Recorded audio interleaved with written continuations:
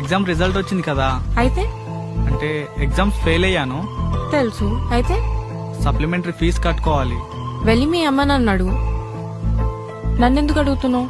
అది వాళ్ళకి తెలియదు నేను ఫెయిల్ అయ్యానని. నా దగ్గర లేవు.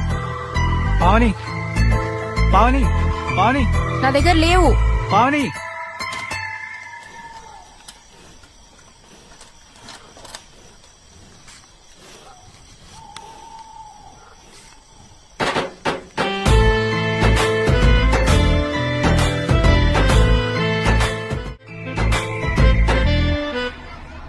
ఇన్ని పైసలు ఎక్కడివి పావని?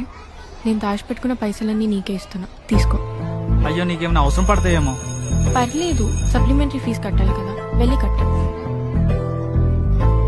పావని థ్యాంక్స్. పర్లేదు.